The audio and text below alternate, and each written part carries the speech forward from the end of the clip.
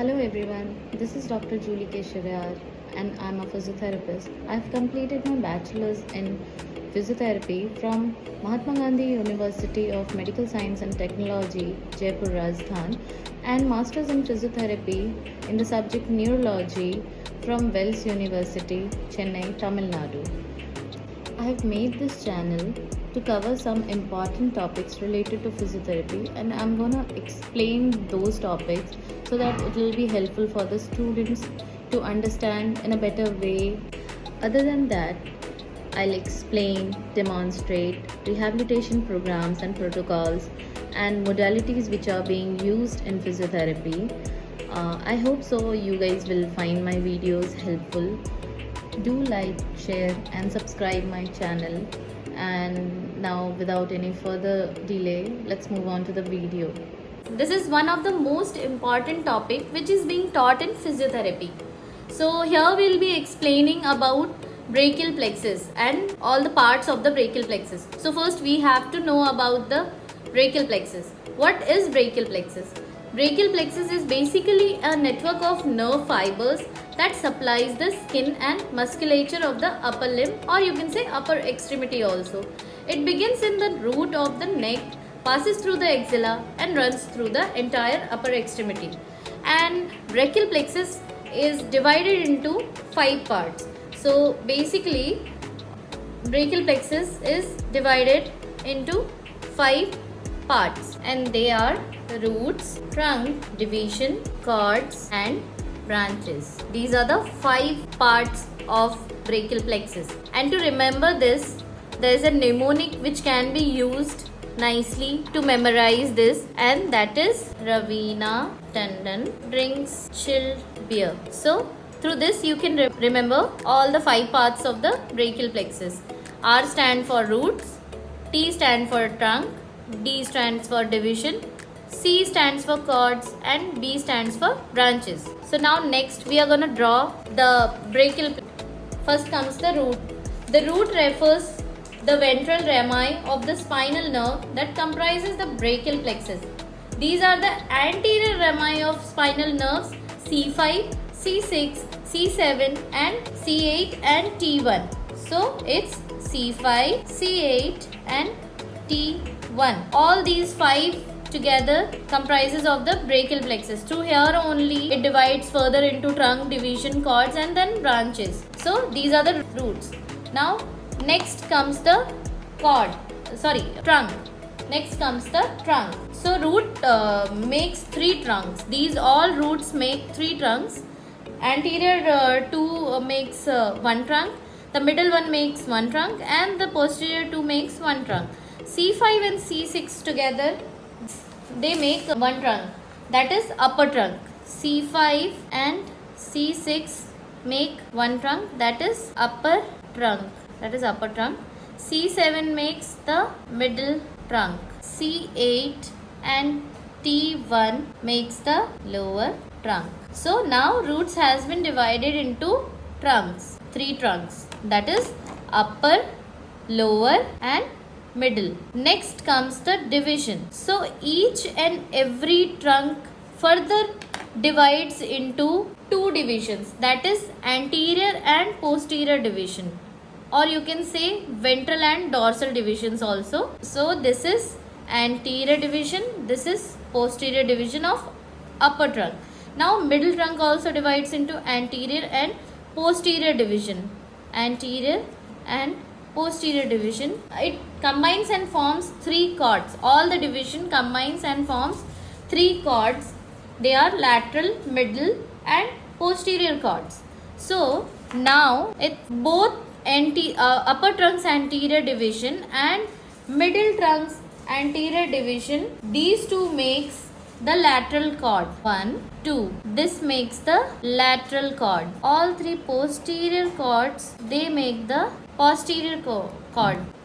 And the lower trunk's anterior division, this makes the middle cord. So these are the cords. Till now we have seen roots, trunks, division and cords. Now comes the branches. So each and every cord further divides and makes different branches which supplies different muscles. So lateral cord, if you want to remember it nicely, then we can remember it through mnemonics, that is LML. Okay. And one more thing, lateral cords, lateral root and middle cords, medial root will form median nerve. Here I am using short forms for nerve, and even muscles also. Muscles means M inside the circle, nerves means N inside the circle. So here I am using a mnemonics for lateral cord branches, that is LML. Okay. The middle cord is M4U, means 4 times M and U. And posterior cord is ulnar. This is the mnemonic we'll use so that we can easily remember all the nerve supplies. So LML, here it is for lateral pectoral nerve, M is for musculocutaneous nerve, and the other L is, for this we are using other L, that is lateral root of median nerve. This is median nerve. And now for M for U, this is medial pectoral nerve.